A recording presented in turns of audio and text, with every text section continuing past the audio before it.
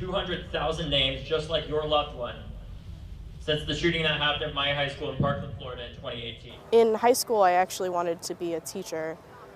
When I was 18 years old, I was a victim of a mass shooting that occurred at my high school in Parkland, Florida, and that took the lives of 17 students and faculty members.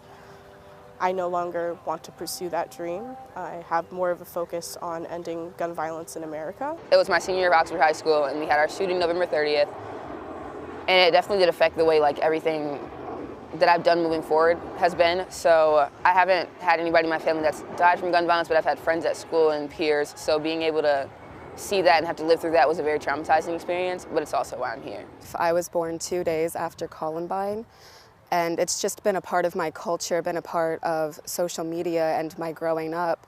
It impacted my school. I grew up in Lubbock, Texas, and we had security guards who were armed at our school at all times. And it didn't make me feel safer. It just made me feel like there was a possibility that someone would walk into my school with a gun. I've grown up my entire life in a world where school shootings are a thing that just happens, and that is just a thing that I have had to be aware of, that at any point somebody could come into the school that I was in and shoot me. It's stressful and worrying, and it makes you question the environment that you're in while in school. As we gather here today, the next shooter is already plotting his attack. I've been a sufferer of PTSD, depression, anxiety, as well as, sustaining a gunshot wound. It's affected the rest of my life.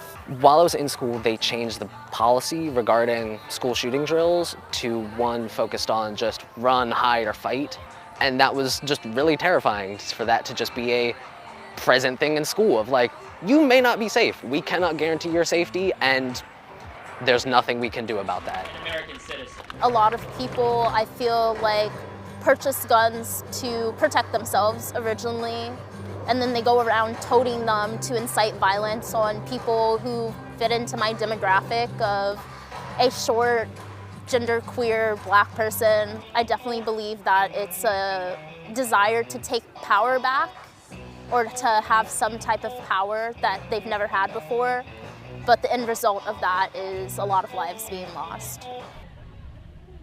If I could tell lawmakers one thing, it would be that they are a key factor into this situation and making it less of a normalized thing. They can make this so that families in the future won't have to mourn their children being shot up at schools.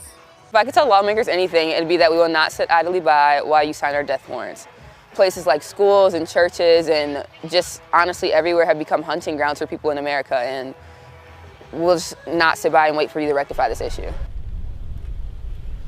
I don't see the purpose of an 18-year-old being able to go buy a gun after they finish blowing out their candles. The Constitution, the Second Amendment, says a well-armed militia. Citizens are not a militia, and it is not our right to carry guns into a grocery store, into a school, into a church.